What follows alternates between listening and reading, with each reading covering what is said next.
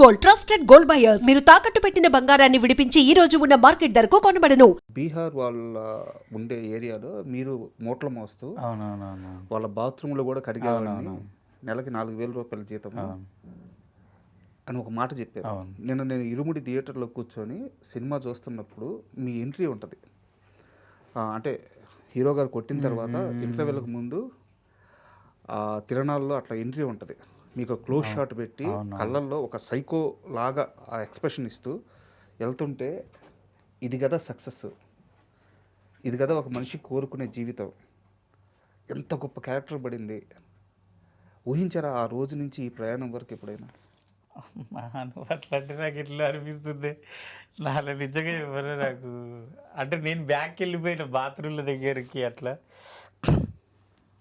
ఏమన్నా నిజంగా షార్ట్ చూసినప్పుడు నాకైతే అసలు నేనేనా కొమరక్కేనా అంత సిగరెట్ అలవట్లేదన్నా. ఆ సిగరెట్ దగ్గర ఒక 4-5 డబ్బీలు వాంతికి వస్తుంది, అంటిని ముట్టియడానికి వస్తలేదు, గుంజడానికి వస్తలేదు, నాకు అలవట్లేదు, పొగ వాడదు నాకు. అది డైరెక్టర్ని ఇబ్బంది పెట్టి నా విషయంలో, సిగరెట్ విషయంలో. కానీ యాక్షన్లో చూసుకుంటే నేను తాగిన ప్రతి సిగరెట్ అడేది ఎక్స్పీరియన్స్ పర్సన్ తాగినట్టు ఉంది. చాలా హ్యాపీ అనిపించింది అన్న. అసలు నా లైఫ్ ఎక్కడ స్టార్ట్ అయింది, ఎక్కడికి వెళ్ళి ఎక్కడికి వచ్చినా రవితేజ గారు, నేను స్కూల్ టైంలో అప్పటికే హీరో ఆయన, నేను స్కూల్ టైంలో అసలు ఆయన చూస్తే చాలు అనుకున్నా.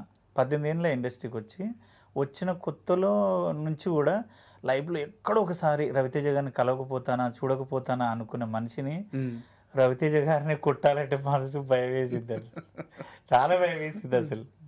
అయితే నిన్నే నేను శివ నిర్వాణ గారితో మాట్లాడాను, సినిమా హిట్ అయిన తర్వాత వారి ఇంటర్వ్యూ తీసుకున్నాను. Okay okay okay. సో ఇంటర్వ్యూలో మీ ప్రస్తావన వచ్చింది.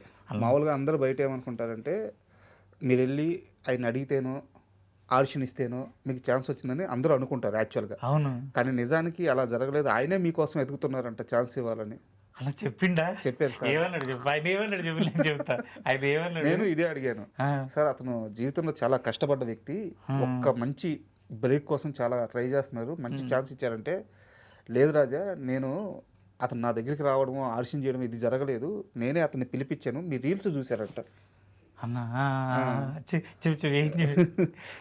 నేనే పిలిపించాను అని చెప్పారు.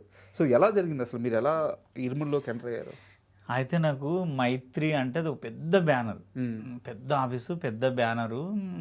మనం పోయినా పట్టించుకుంటారా మనల్ని? కొమరక్కగా మనం తోపు కావచ్చు, కానీ కొమరంగా మనం అంత ఫేమ్ లేదు.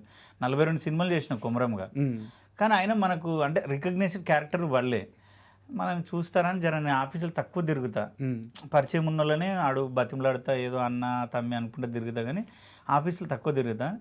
నాకు ఒకరోజు సురేష్ గారు కో డైరెక్టర్ ఫోన్ చేశారు, మీరు ఇట్లా జబర్దస్త్ కొమరక్కనేనా అంటే, అవును సార్ అన్న.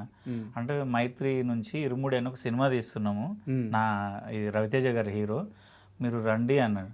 అంటే ప్రామిస్గా నాకు శివ నిర్వాణ సారు ఆయన పేరు కానీ ఆయన ఇన్ని సినిమాలు తీసిన కానీ నాకు తెలియదు ఏమి. ఓకే, నాకు ఫస్ట్ ఏమీ తెలియదు. అంటే నేను ఒక 2 టైమ్స్ ఫోన్ చేస్తే పోలేదు.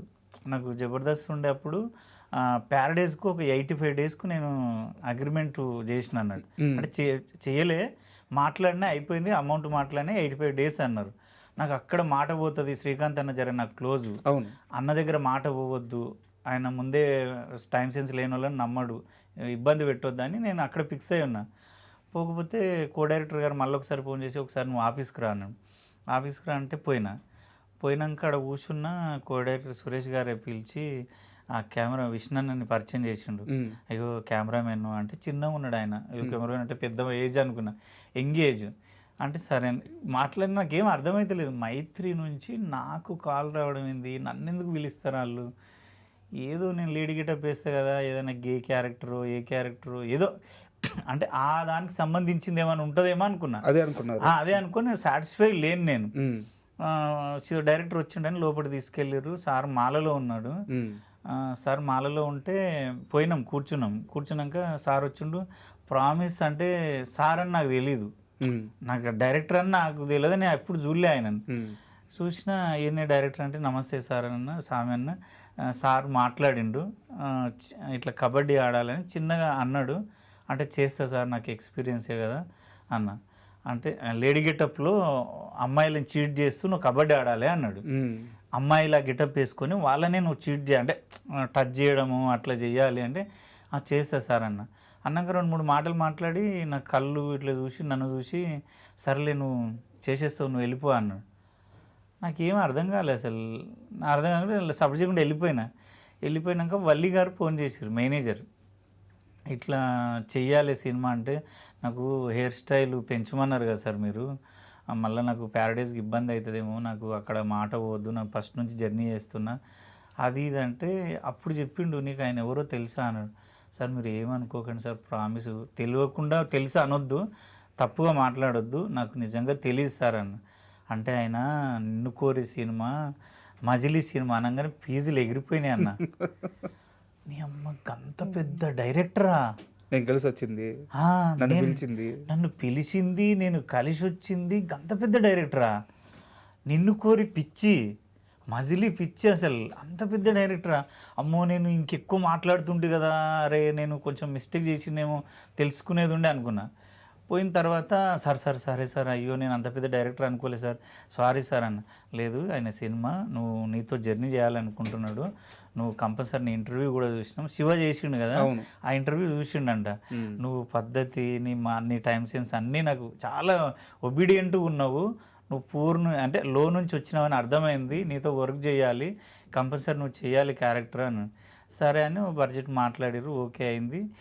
అప్పటి వరకు నాకు నా క్యారెక్టర్ మొత్తం ఎక్స్ప్లెయిన్ చేయలేరు వాళ్ళు. ఆ లేడీ గెటప్లో నువ్వు చీట్ చేయాలి అమ్మాయిల్ని ఇంతే అన్నారు. ఇక అంతే అనుకొని నేనేమనుకున్నా అంటే షూట్కి వెళ్ళే వరకు మదర్ ప్రామిస్ చెప్తున్నా, నేను ఎక్కడో ఒక దగ్గర లేడీ గెటప్ అనేసరికి గే క్యారెక్టర్ ఏమో కొంచెం ఆ టైపే, నన్ను అట్లా చూసిరు కదా అట్లేనేమో అనుకొని కొంచెం సాటిస్ఫైగా లేకుండా షూట్కి వెళ్ళినా మధ్యలో. ఇక్కడ ఆపండి, నాకు ఇక్కడ ఒక క్వశ్చన్ ఉంది. మీరు డే 1 షూట్కి వెళ్ళారు, డైరెక్టర్ గారు వచ్చారు, ఒక వ్యక్తిని మీ ఎదురుగా నిలబెట్టి కొట్టు కొమరవని అన్నారంట. ఆ వ్యక్తి ఎవరిని కొట్టమన్నారు?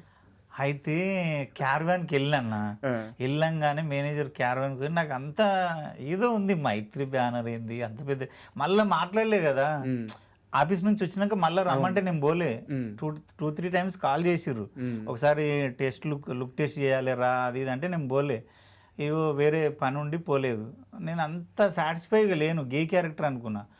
ఆడిపోయినాక మేకప్ వేసిర్రు, ఇట్లా సేమ్ రెడ్ షర్టే ఉంటుంది చూడు అందులో, ఆ రెడ్ షర్ట్ వేసిండు, అది వేసిండు. డైరెక్టర్ ముందరికి వచ్చే సార్ నమస్తే సార్ అన్న, నాకు అర్థమైతే నా క్యారెక్టర్ వేరే అన్నారు కదా, ఏదేదో వేస్తున్నారు ఇలా అని. డైరెక్టర్ నచ్చక ఆ షర్టు వేరే వాళ్ళ షర్టు తీసేసి పైటర్ షర్టు తీసి నాకు వేసి ఆ నగలు గిగలు అన్ని బొట్టు గిట్టు అంతా డైరెక్టర్ సారే వేసిండు, శివ సారే చేసిండు. అదంతా చేసి నన్ను ఆడ కూర్చోబెట్టి, అరే నువ్వు సిగరెట్ తాగుతుంటారా, మందు ఉంటుందా, నాకేమనిపి నేనేనా, నేను సిగరెట్ తాగాను, అసలు నేను ఊహించింది వేరే కదా, నా మైండ్ పనిచేసలేదు. తర్వాత నెక్స్ట్ షాటే రవితేజ్ సార్ వస్తాడు, నువ్వు గల్ల పట్టి కొట్టాలరా, గట్టిగా అగ్రెసివ్, నువ్వు సైకో వాడివి అన్నాడు. ఎగిరిపోయినాయా అసలు ఆయన ఎప్పుడు వస్తాడో బయటికి, నేను ఎప్పుడు చూద్దాం, నా లైఫ్లో చూడలే ఆయన. సారు వస్తున్నాడు, క్యారవాన్ దిగి వస్తున్నాడు, సన్నగా అందంగా ఉన్నాడు, నాకు చెమటలు పట్టినాయి. అస్సలు మా బామ్మర్ది గాడు అయితే ఇట్లా చెమటలతో తడిసిపోయిండు, వాడు 9కి వచ్చిన వాడు బబ్లు అని, వాడు తడిసిపోయిండు. నాకు అరే ఏంద్రా అంత తడిసిపోతున్నావు, ఎందుకంటే భయం అవుతుంది బావ. ఇట్లా చూసిన నమస్తే సార్ అని మాట్లాడే టైం కూడా లేదు, షార్ట్ రెడీ, ఓకే గల్లబట్టి అమ్మ నేను కొడతానా అని అక్కడ ఒక బూత్ ఉంది అనేసి, ఏం కాదన్నాడు సార్, నీ కాల్ముక్త సార్, నేను అనలేను, నాతోటి అవుతుందా సార్ అని, కొట్రా నువ్వు చెయ్యి అన్నాడు.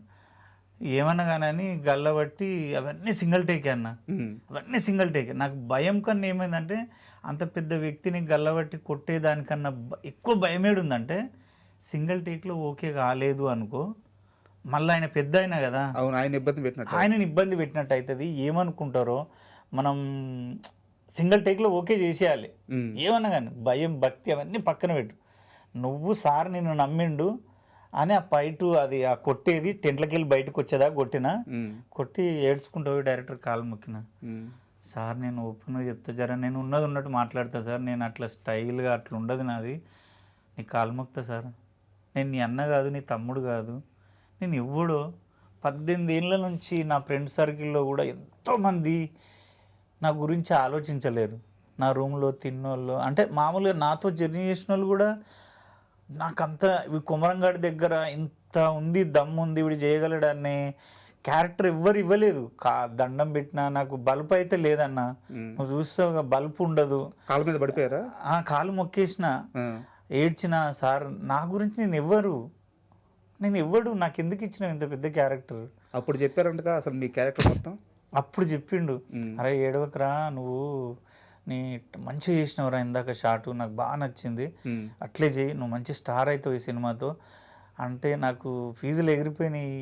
అంటే దేవుడే ఆయనకు సార్కి అట్లా ఇప్పించిండా, మైండ్ నా మీదకి దొబ్బిండా, నా కష్టం చూడలేక మస్తు ఏడిపొచ్చిందన్న. సూపర్. నేను ఎంతోమందిని తెలుసా నా గురించి నువ్వు నేను కలిసి ఒక 18 ఏళ్ళ నుంచి జర్నీ చేస్తున్నాము. నిన్ను కాళ్ళు మొక్కి ఏళ్ళు మొక్కి దండం పెట్టిన నువ్వే నన్ను పట్టించుకోవట్లే. నా స్టామినా తెలుసు నీకు, నువ్వే ఇవ్వట్లా. అసలు నువ్వెక్కడో ఆయన ఎక్కడో నేనెక్కడో, ఆ సార్కు నాకు పరిచయం లేదు, అంత పెద్ద క్యారెక్టరు. ఈ విషయంలో అయితే నిజంగా చెప్పనన్నా నాగులుగాడు అనేది అసలు జీర్ణించుకోలేకపోతున్నాను. కొమరక్కగా నేను ఒక పీక్స్ డబ్బులు చూసినా, ఫేమ్ చూసినా, అదంతా ఎంజాయ్ చేసిన. కొమరంగాడిగా మిగిలిపోయానే, వాడు ఎవరికి తెలియదు అనే బాధ ఉండే, అది సార్తో తీరిపోయిందన్న. ఇప్పుడు బయటకు ఎక్కడికి వెళ్ళినా ఏడ చూసినా అరే నాగులు చేసినావు, నాగులు భలే చేసినావు, నాగులు భలే చేసినావు. అసలు ఎన్ని ఫోన్లు వస్తున్నాయన్న, నా ఫోన్కు నిమ్మడం లేదు, ఇన్స్టాకు నిమ్మడం లేదు. ఇన్స్టాలో అయితే ఒక 2000 మెసేజ్లు ఉంటాయన్న. పాపం వాళ్ళకు ఈ రిప్లై అన్నీ ఇవ్వాలని ఒక వీడియో పెడదాం అనుకున్నా, వాట్సాప్లో కూడా తెరవలేకపోతున్నా.